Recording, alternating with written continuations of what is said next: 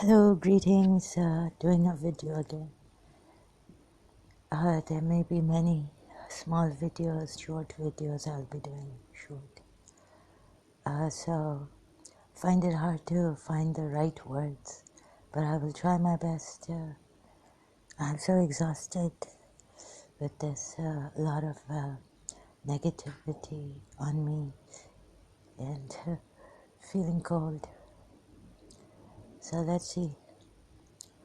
I've been wondering how what is since I was reading Jiddu Krishnamurti in Karachi. I bought some books. Sorry for the background sound. Some heavy vehicle just passed by. Okay, so I've been wondering, listening to ex-Muslim interviews and all this, and what the ex-Muslims have suffered, apostates have suffered. So I read Jiddu Krishnamurti. Let's see what comes. If I can say this properly, is that please don't discipline your children. Let the innocence be.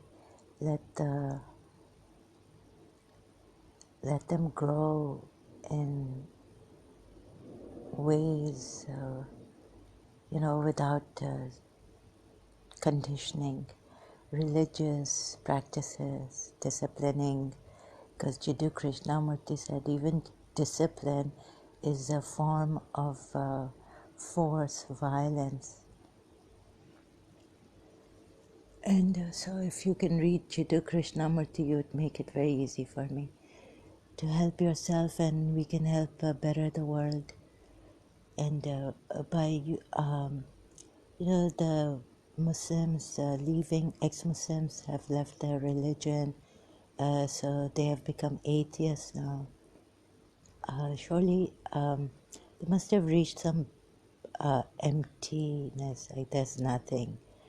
So that may have helped. So I'm wondering how, because the mind is the culprit. Like religion says, use your mind, but in some ways it says help is from God, right? And success is to purify your soul. That's the true success, and we should leave the worldly things, materialism and all this, and the methods are given, and it goes on, and the methods can be.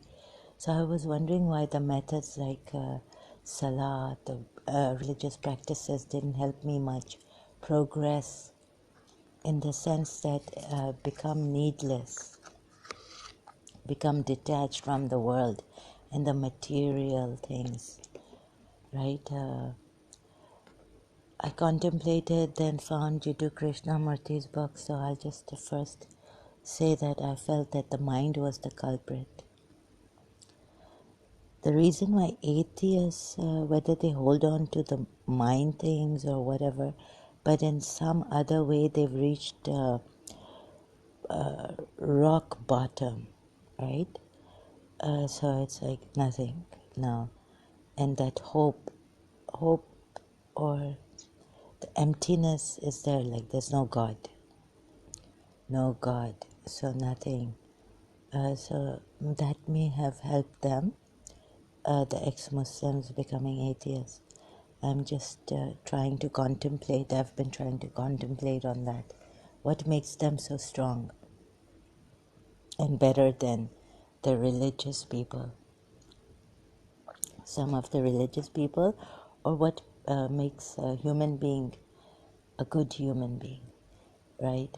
And they understand because they've suffered and they understand that this something, the force of this religion, this religious force should not be applied. And then the Western side is there. Western people are more free-minded. Although they work on their minds and they work in career, jobs, and it's all got to do with the mind but there's something, that's what I've been contemplating, like something about the Western people that makes them better than, more humanitarian than the Muslims. And they reach out, for example, they reached out to Asia Bibi in Pakistan on where she was on the blasphemy case. And so, the killings of Shias in Pakistan, Ahmadis and all, but no Muslim was reaching out, no Muslim leader of a Muslim country, no Muslim country was reaching out to these Shias in Pakistan. And in my own thing, I've wondered, like, in some ways we say religion, compassion, mercy, but in other ways, losing it, getting frustrated, getting angry, sometimes hard on myself and my siblings, things like that, strict. So reading Jiddu Krishnamurti, it really resonated with me. We say we want to be compassionate, but can we be completely compassionate at all times with everyone? Um,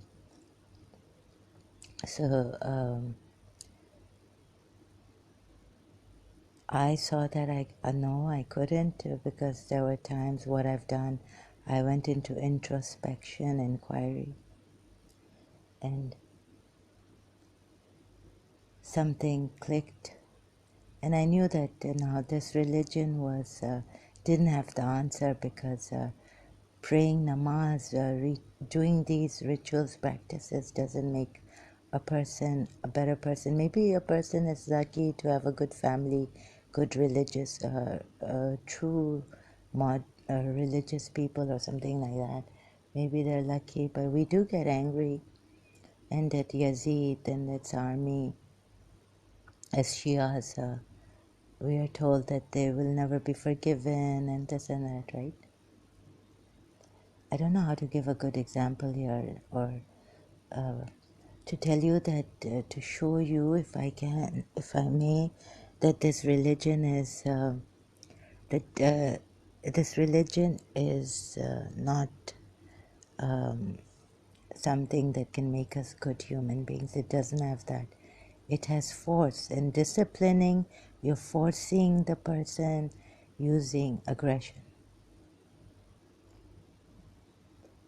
So any method applied actually the method, we're just going through it through what physical form, disciplining, but inside we haven't looked inside deeply where the problem lies, whether the problem lies in the mind. If the problem lies in the mind, then physical force, physical discipline, like timing yourself to pray and prostrate to God, will not help you, right?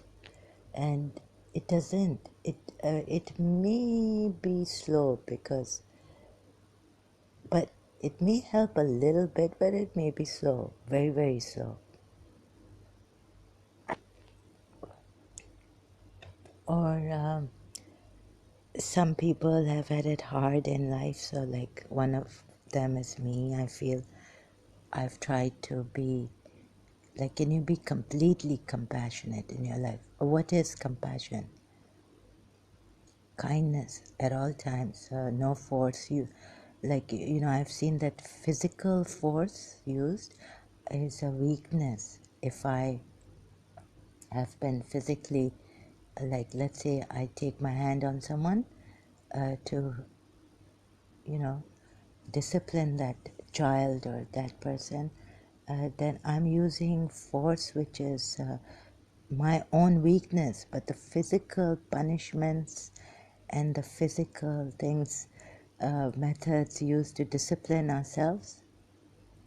Like Rumi says, it's my heart that's gone crazy. I've read a bit of Rumi online. So something like to this effect. His poem goes, it's my heart that's gone crazy. Why are you like tying my hands and all?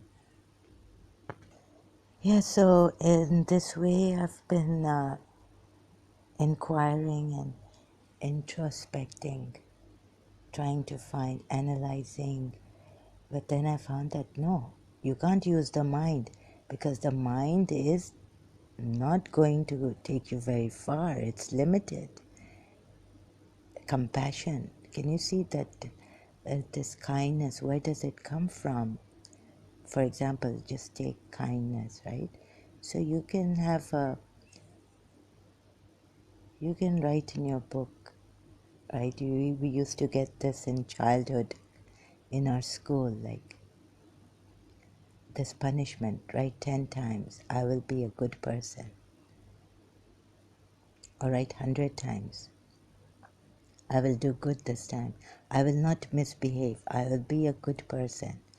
If you keep repeating, I will be a good person, and then you have to put it in practice, okay, physically.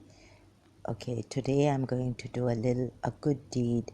Maybe I put a smile on my mother's face or someone that's, you know, one saying goes of Prophet Muhammad, a good deed is to put a smile on the face of another.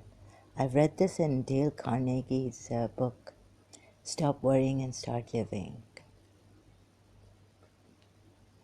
So this is how Dale Carnegie puts it about Prophet Muhammad.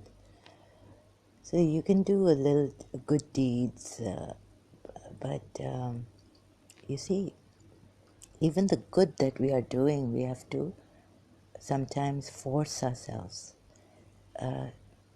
go against. What are we going against, right? This is the thing. On one hand, we want to be good people because of why? Religion has told us, or God wants us to be good, or aren't we good? Like, what is this? So I'll have to go very slow, and this video could go on for a long time. But just taking a shortcut now, cutting myself off. So this, what is the good that we can't be good at times? At times we have to force ourselves, even though we're feeling something against it. But it is a force at times. At times to feel better, feel good, you go and you make someone feel good because you're feeling good, because you feel blessed. So you go and you make the person feel blessed. If you're suffering, you want to get out of the sufferance. So you want to help another person to get out of it. So we're trying to find ways, religion, this, that, and we really didn't make it well in this world. Neither did we make the world better. Now I read logic and philosophy. In philosophy I read altruism. So, being good and doing good all the way, but how to discipline, how to get this, and to discipline through physical means, again, methods, using methods, forcing ourselves. Why do we need to do this? Shouldn't it come from some source that is good? So using the word of, so I was looking for, that, can you believe it? In my religion, I was looking for the name of Allah that says is the source of goodness, and then just repeating that name again and again. So there was this dream I had that God is all encompassing good. But in the Quran, I tried to find the name of God, all encompassing good, but it doesn't say good. It says all encompassing. In the Quran, there's a refers to God as all encompassing, but it doesn't say good. There's another there's a name of Allah which says the source of all, where the goodness, what is I mean, it says this, I don't know, Yabario or Yabario, one of the names of God.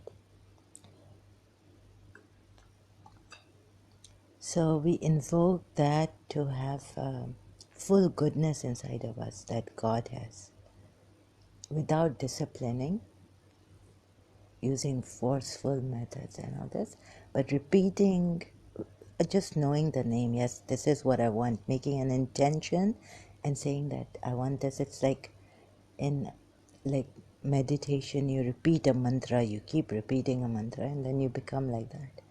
But you have to understand what the mantra is. So that I was doing, and not it was quite slow, not working properly to help me. And I just wanted instant help now. I just wanted to be all compassionate. I couldn't stand it anymore. Why am I not all encompassing good? You know, we have to keep trying and keep trying and keep trying until we get it one day when it's too late now. Or maybe, you know, I don't know when. How can it be that I don't know when I will become a good human being? So that was a shock to me, right? And it really helped reading Jiddu Krishnamurti, because I could see that now, yeah, it helped me because it supported what I could see, that the religion is also harmful, disciplining and all children, and disciplining yourself, using force. No, this doesn't, it hasn't worked with me this way, a very, very slow process. So instantaneous goodness, instantaneous compassion, mercy. That's what we need to do. We don't need to hit ourselves hard and struggle hard. Is there something then that, if there is something that is all encompassing good, then that's what we are looking for, right? To become good human beings and never harm anyone and be compassionate and merciful. So be like the God we believe in. Just be, just instantaneously. So that's why Jiddu Krishnamurti made sense to me. That it's now or never. Please see this.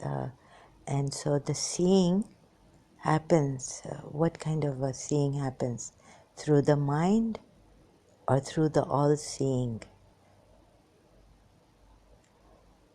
Because we can be so unkind with, using force, using religious rites, imposing it on our children.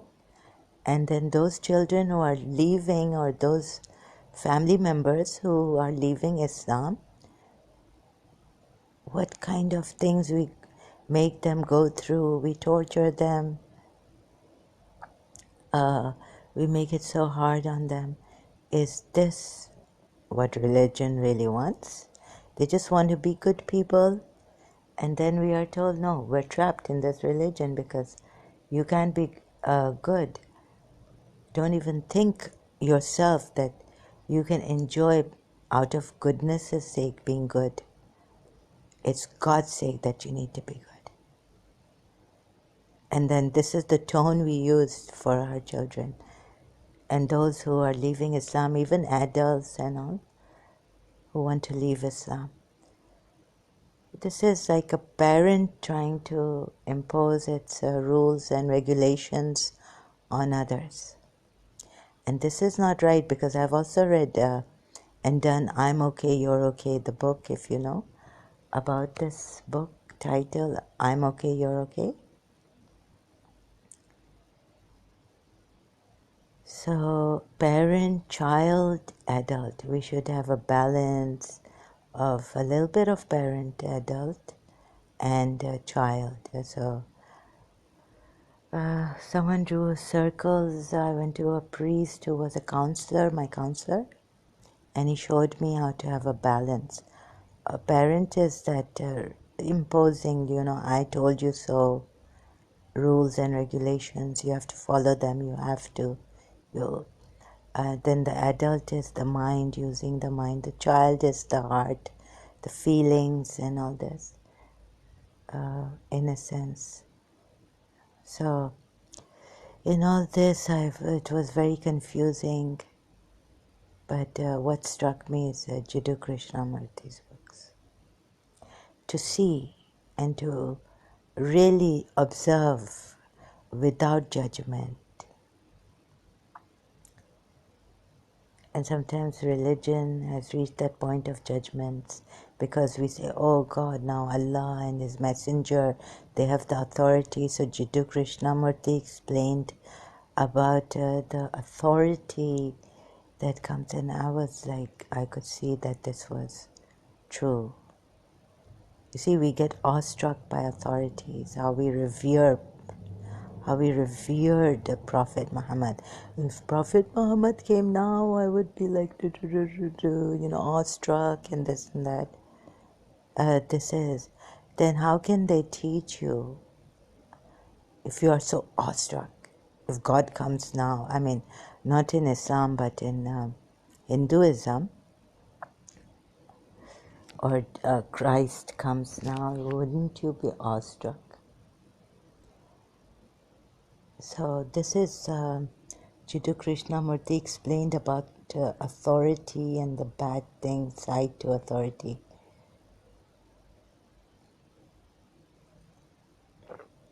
And so you can read that. Right now I cannot explain, so it would be better if you read on or listened to his YouTube on authority, Jiddu Krishnamurti. So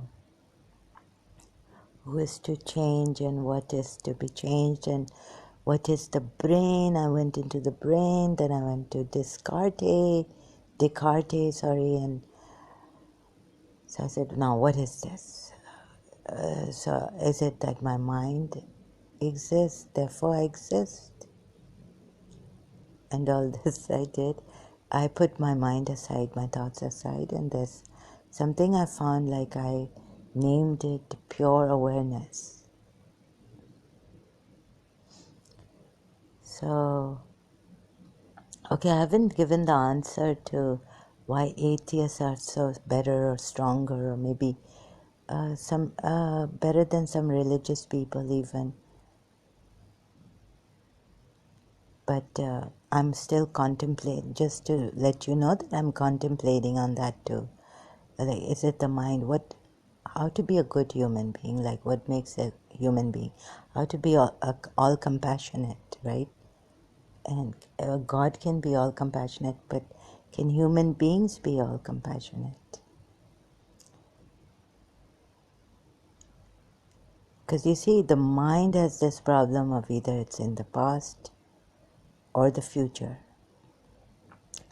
In the now, it never is. So even though an atheist will not be able to see his wife or whoever is in the present moment, fresh, it is always, oh, my wife.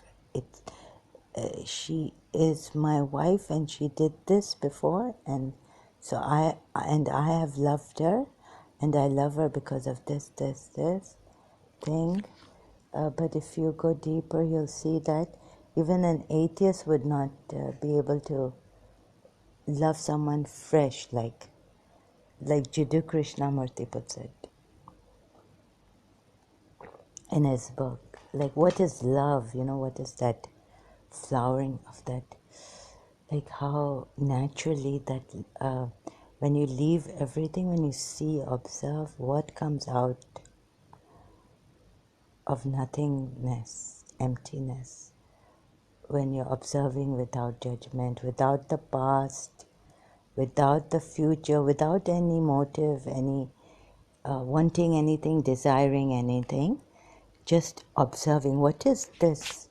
Witnessing this observation without judgment, looking at a tree by just looking at it in the present moment.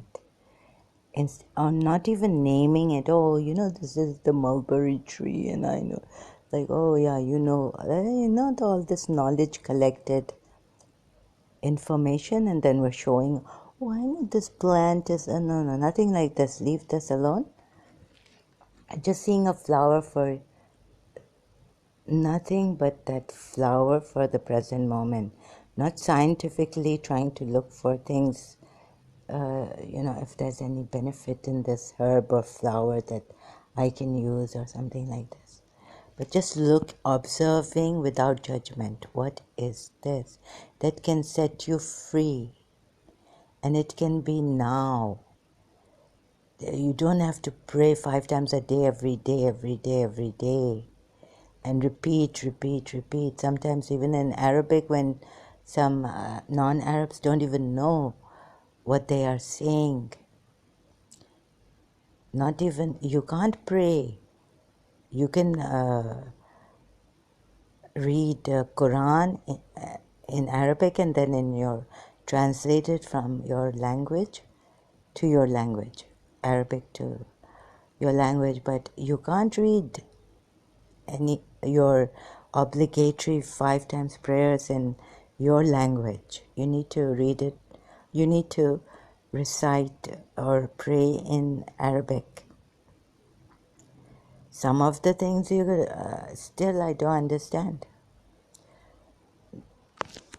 So it's different. Even though I've been praying, I used to pray sometimes when I was a Shia Muslim, but it wouldn't really. I tried my best, like the meaning loses. Like I don't understand in my language what it is saying, what I'm saying to myself. I'm communicating with God, and I don't even understand what I'm communicating. It's different, your mother tongue, and if it's different from Arabic, it's very different to pray in your own language. So you can see this, and so it was really very problematic. Not only boring, but that this wasn't making it wasn't making me a better person, and I needed instantaneously to become a better person. So thank God I came across Jiddu Krishnamurti's books. What is this observation, and not to apply, not to use authority, any religious authority, nothing sublime, like if you feel love is divine or this and that. Just you'll have to go through you'll have, like Jiddu Krishnamurti says, maybe use the whole being with passion, like to inquire. This is your life, you need to know, and not some authority to tell you what is good and what is bad for you. Then we say, no, we need to go to some experts. You can go to experts, that is secondary.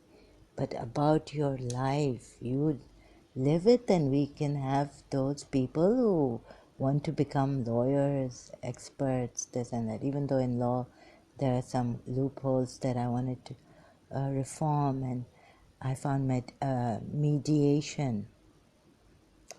So, okay, an expert doctor, maybe in ENT or something like this. You can go to them. No one is saying don't go to them. You yourself can then be an expert in something or some creative. You can be a painter. You can do some creative thing in life. But about your life, what is your life? Why do you need? So we say, no, we had a mother. We need a messenger of Allah to tell us what to do and what not to do. And again, we'll get into this, that we'll have some ayats that have, like if they steal, cut their hands off. Men are the maintainers of women, and so if they if they have some fear against their wives, then they can first do this, conditions are attached, and then in the end, you can beat your wife to discipline her. And we needed some Western or European to tell us that this is wrong. A husband should not be disciplining their wives, because husbands should not be disciplining their wives like this by beating them and all this. Are they children? Even children we should not be disciplining by beating them. Even after some conditions, now they're not listening. I mean, the innocent child is not listening and you apply force, you beat them up, you slap them on the bum or something like this, or you scare them. So mothers disciplining and taking care of the child, but we don't know what our life is when we grow up. So as children, sometimes, life is fragile, but we don't know what our life is. Are we interdependent? And then as adults, who are we? We're so conditioned. So then our mothers took care of us, then we want the society to make the life for us, earning a living for us, and all this. So somewhere we have gone wrong, and Jiddu Krishnamurti and David Bohm were inquiring into this matter in The Ending of Time book. Or you can even watch some of the videos on The Ending of Time on YouTube, Jiddu Krishnamurti and David Bohm. So where are we really going? We don't know. Now we've grown up and we're just followers. We're just followers. We don't know. We're following authority or some society's head or whoever has made this thing of earning a living and capital system and this system. And we're just following it. And then we're struggling to become good people, good human beings. So that's why to find a solution I had to look into. Thank God I found Jiddu Krishnamurti. Again and again I'll be repeating this. And then Mooji. And before that I observed.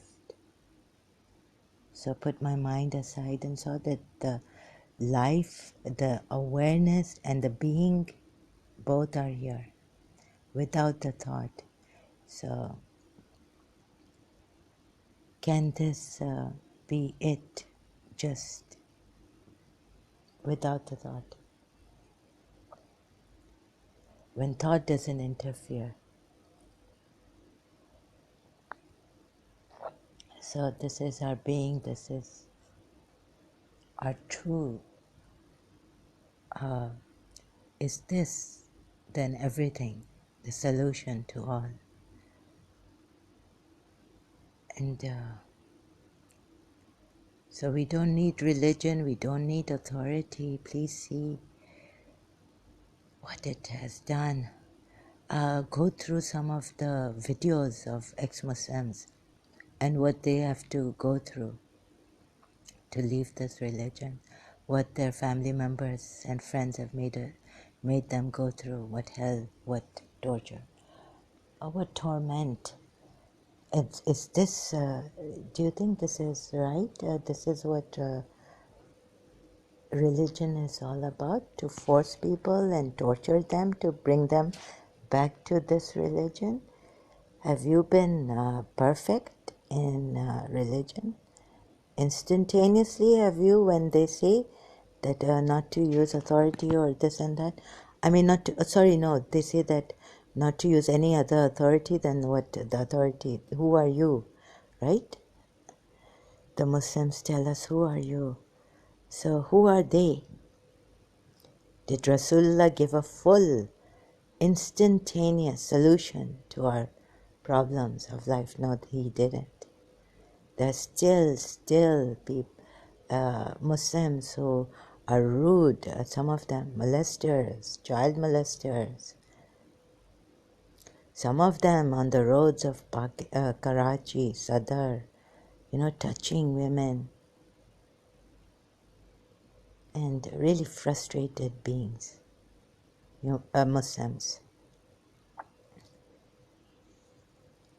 So and then we say, no, it is because they are not good Muslims. We are bad. We are bad Muslims. Our religion is great. Show me one person who has really been great in this religion. So you'll have to go and live with that person. You'll have to see, even if it is a religious scholar, how can you say, oh, that religious scholar is really good. I know him. I've lived with him. No, you'll have to live with him. So how can you trust someone like that? By what they say. Sometimes they may get angry, upset, something like this, do something unkind. As great as I thought this religion, Shia Islam, was, in the Jafri sect, you have to kill the apostate. So, no, but look at this, that there are some good people. Again, you see, these religious, so whoever thinks that, no, my God is, my religion is right, my God, this is the true God of my religion, is he thinking, is he right about this? Because there are other religions and there are other human beings, and they are also not so bad, maybe better. So how can we judge? And there are so many Muslims creating problems for Shias, for themselves, for their family members. So if, and then we say keep patience, but like our Rasulullah kept patience, like Ahlul Bayt kept patience, Rasulullah's progeny, grandson, and this and that. So we will be struggling. And recently what Dr. Pillai said was really resonated. I understood, because I've seen, reading Jiddu Krishnamurti, that the mind, and before that even I came to the conclusion, because I read my own diary, and I was on the roof contemplating, and then I realized the mind is the culprit. I came down, and thank God I wrote it in my diary. That was like years back when I was in St. Joseph's College, or I had just graduated from St. Joseph's College. And so I felt that the mind was the problem, the culprit.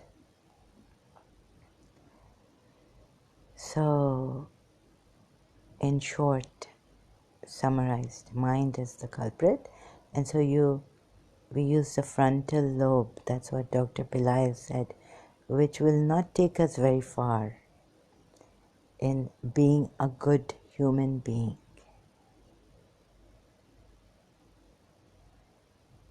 So again, the thing is to, which I had quite a challenge in madness, and with unable to meditate, or watching actually this was terrible for me.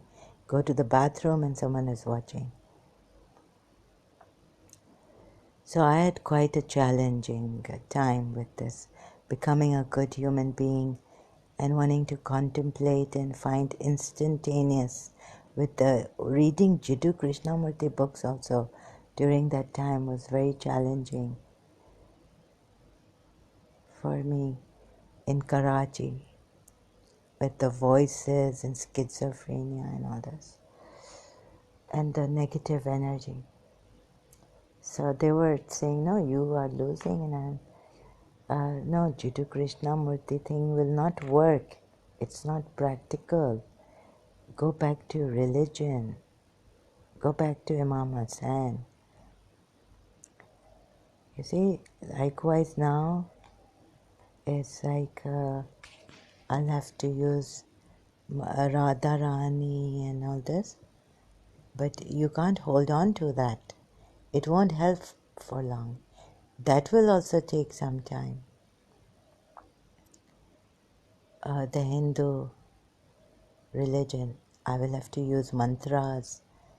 Then, like the Hindu religion, now recently what Paramahamsa Vishwananda was saying in his satsang, I saw on YouTube, who was that the same thing, right? Going after material values, this life is temporary, and it's all there in my religion. He was just repeating my religion. So what makes Hinduism, yeah, there are things that make Hinduism greater. But again the rituals, again the worship of God, and again the same thing. But at least they don't, he said, we don't force people to come into our Sanatan Dharma. But, okay, that, I mean, it is, of course it is, there's no comparison, it is softer. They don't force people, and when they leave Sanatan Dharma, they don't go killing them, maybe. No, I mean, it's not in the constitution thing. It's not in the Sharia to go killing people who leave their religion or Sanatan Dharma. So that is great. So now we need to find a solution. You see, ex-Muslims also, some of them reverting and giving problems, and some ex-Muslims like Azad Ground had started to, get at me for being angry at Al-Musaw. You see, what kind of a good man is he for me? He doesn't understand mental illness. He just like that. So that's not right. So ex-Muslims, even if they form groups and they're saying they're helping people, what kind of help is this? Or how can you even trust them on YouTube? Unless they really go out of the way to come up and help you, you can't, it can be, okay, they may be good people, but then how can we trust them? We can't trust them. So what is the solution to all this? Stand alone, observe. I think Jiddu Krishnamurti, Muji, what Rupert Spira, I also found him, is doing on YouTube. I'm following him. And if you are an atheist, you feel you are happy being an atheist, I have no problem with that, as long as you're not suffering and you're not making others suffer. Great. But I'm going further. I have to find the truth. I still cannot say that there is no proof that God doesn't exist. So there is some good, there's some evil, and in between I'm stuck here. And also in between the ex-Muslims and Muslims and religion and so much suffering and oppression. So as a human, as someone that feels, because I've also suffered and wouldn't want others to suffer like I've suffered, or worse, or even less in any way, I would like to help out, and I would like you to also help me out. So cooperating is good, but please see that I'm going to show you that this religion is not helping out. This is what I've been saying. It is a slow process. So the moment you say Bismillah ar-Rahman ar-Rahim, you see how much do you believe in that? How much force do you give to that? Because the rest of some of the Quran ayats are, again, not. So this is what I was telling myself, what I'm sharing with you, is that as a Muslim, no, I'm saying it with my mouth, then why don't you tell me I'm preaching as a Muslim, right? I would have been preaching, saying, no, come to my religion, Bismillah ar-Rahman ar-Rahim. But are we really in this Bismillah ar-Rahman ar-Rahim? Do we really mean peace to each other? Also, okay, I've jumped now to Salam and Qalam Rabbi Rahim. Peace, a word from the most merciful, Surah Yasin ayat. So no, it wasn't, if I'm not peaceful, if I'm not at peace with myself, my mind is disturbing me, all this, it's gone haywire, and I have been trying through my religious ways, Islam, Shia Islam. It wasn't helping. Then the Sunni Muslim will come up and tell me, no, I think you should leave Shia Islam because you are polytheistic, kafir, disbeliever. Then think about what the Christians have done, like Mother Teresa, Dr. Faw in Pakistan, Mother Teresa in Calcutta, India, elsewhere. Think of all. So the Muslims don't, they know, aren't Christians worse polytheists than Shias, or better than Shias? So someone will jump in and say this. And so I thought about it, that, my this friend who used to come and tell me things indirectly against my religion, Shia Islam, what if she judges me in this way, that I am, and I start to judge myself, that, oh, is it because I'm a Shia Muslim and I could be doing So the fear. So you see this fear, even in material values, like I was listening to Paramahamsa Vishwananda recently. You see the fear of attachment. Fear, the moment I told myself, don't get attached to this material values. They're not important, not to the people also. Yes, it's good that someone is kind with you. Do thank them. Not only say Alhamdulillah, thank you God, but acknowledge that person and thank that person also, and pray for that person's well-being and all that, right? Whatever way of thanking that person. So the point here is that what was I on? Okay, now I took a short break trying to remember. What was it? Shia Sunni polytheists. Are we worse than Christians in polytheism? But Christians reach out to people. And some of them I've seen are better than Muslims. Sorry, I have to say this. They're very humanitarian, very charitable, and they're not as strict as Muslims. Some of us Muslims are very warm, very forgiving, very emotionally understanding, heart understanding.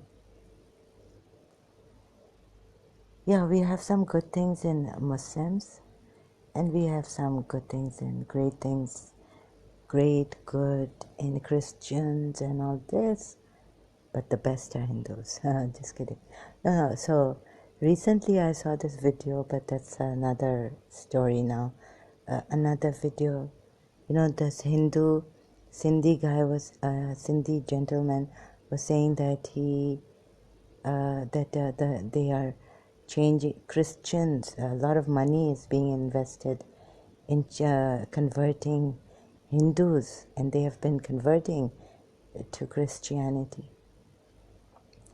And he was talking in Sindhi on YouTube on the video, in his video. So that was like something, and he said we Sindhi Hindus are very true, and this. He's right about that. I know. I've known a Ram Chand and a Hindu astrologer in Sindh, Karachi. He was very true person, very clean person, very true person, honest person. So now Christians are putting in money, financing to convert Hindus, and he was saying that there are Hindus who have converted into Christianity, Sindhi Hindus around the world, in Malaysia, God knows where. He was Malaysia, Indonesia, elsewhere, and they've retained their names, Hindu names, but they are now Christians. So maybe like when Sam Shaman was, got to me, actually this is what's happening, that now there's been a financing to convert Hindus into Christianity. Still it is going on. We can't say right now it has started, but since the colonial powers.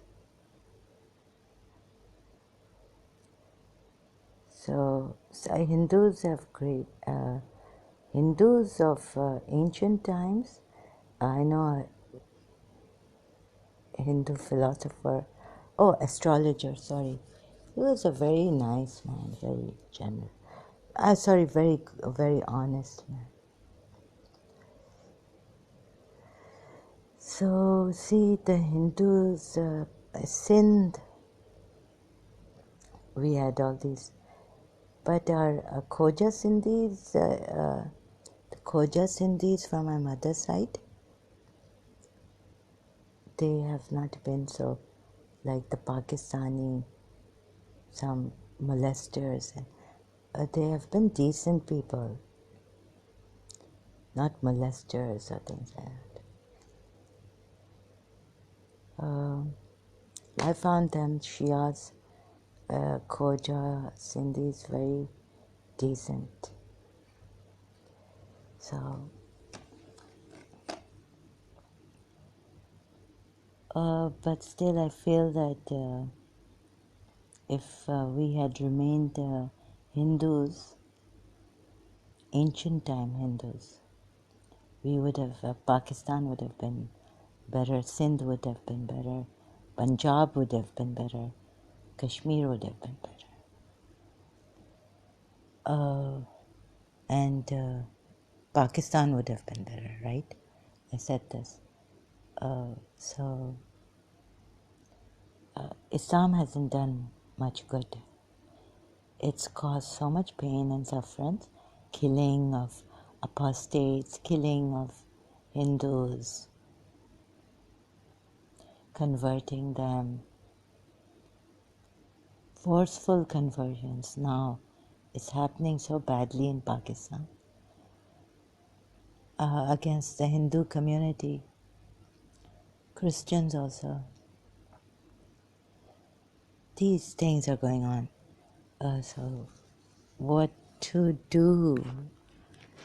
We cannot force the other person, but if there is oppression, we have to try and stop this oppression. You cannot encroach upon the rights of others. And if some cruel person is doing it, we need to stop it, right? And at that moment, we need to use that force. But for that moment, not always on ourselves, using force to discipline ourselves and this and that. Outside we may use physical, our mind for the outside, but the inside, something else has to be used. The mind is not enough to make us a good human being. It is, for the atheist, it can be best or better than the religious people. When tested, I've seen that the Muslims are losing. They're very, very cruel. They're unkind, cruel. They use, what do you call that? Taqiyya, dissimulation. Right? Yeah, dissimulation on their kids, on their family members, on their friends, and harassing people on their heads, like you can't leave this religion. And no matter what you tell them, you cannot convince them. They're so indoctrinated with this religion. They think they can't see the bad. They think whatever they're doing is for Allah.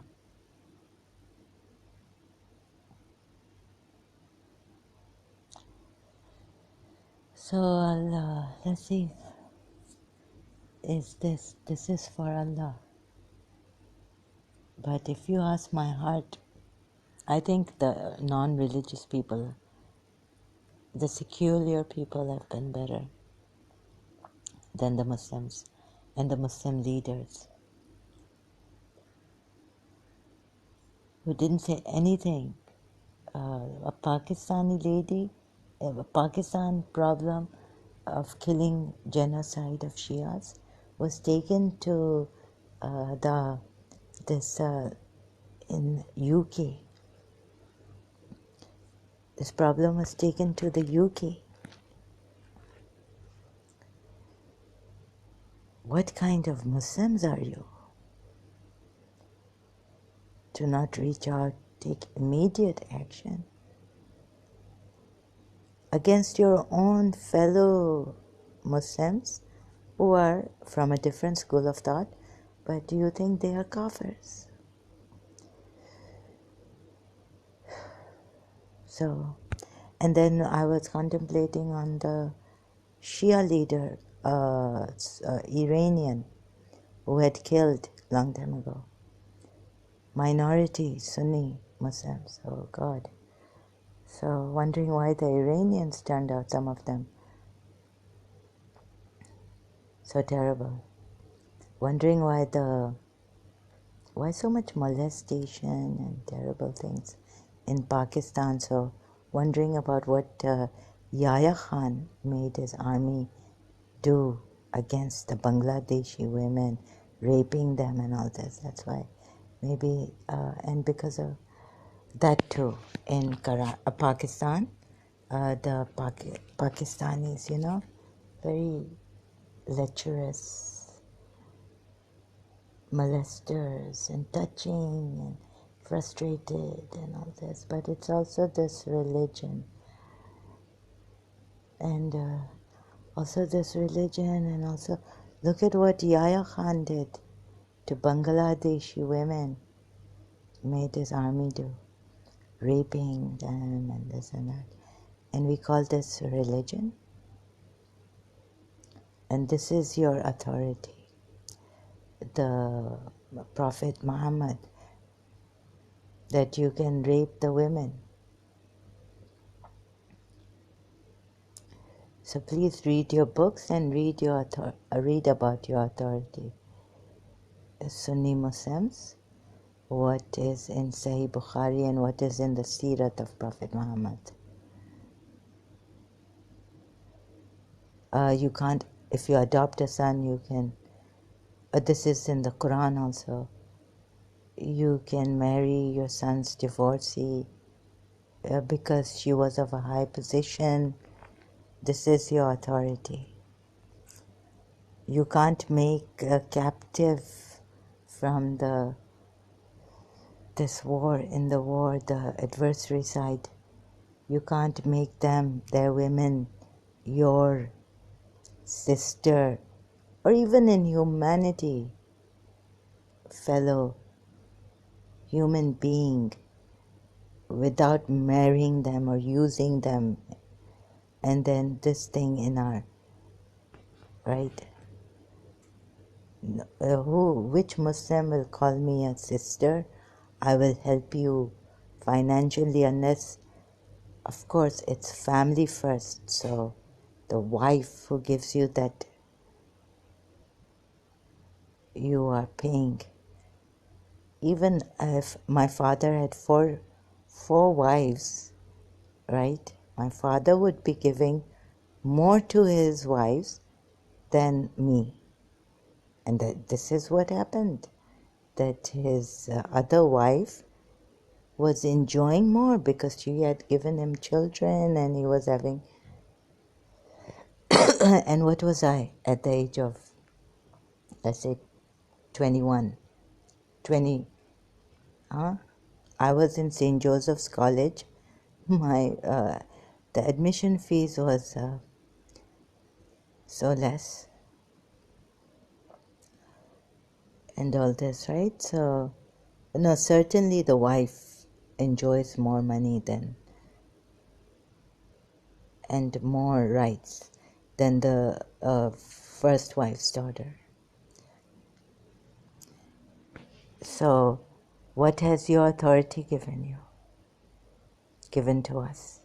That your own Muslim cannot call me a sister and say, I'm going to help you, because so much help for the orphans, for the needy, for the people who are underdogs or who can't work.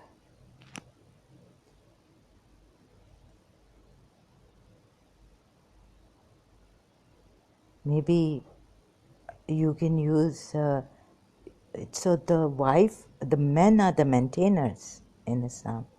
So the wife will say, why the hell are you helping her?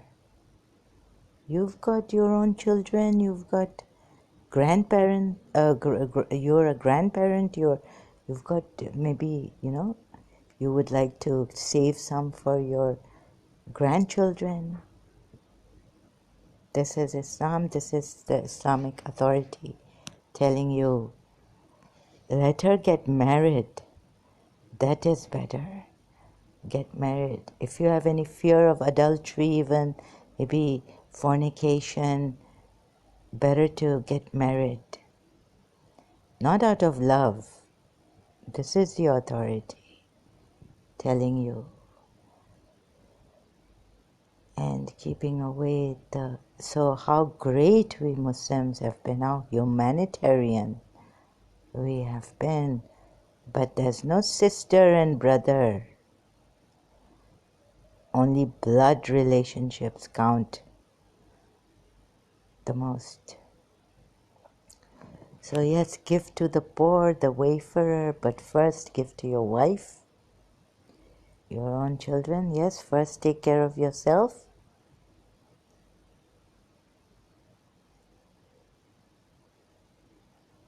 So this is humanitarian. What a humanitarian religion Islam is, right? That let me just say it again. That a male person cannot tell a woman, who is not his sister by blood, oh sister, I will help you. No, we'll have to do mutta. We'll have to do a temporary marriage, so then he can help me financially. What great authority you have in Rasulullah and in the Quran and in the sources, in the life of Prophet Muhammad. Okay, I'll continue later. I cannot go on. Thank you so much.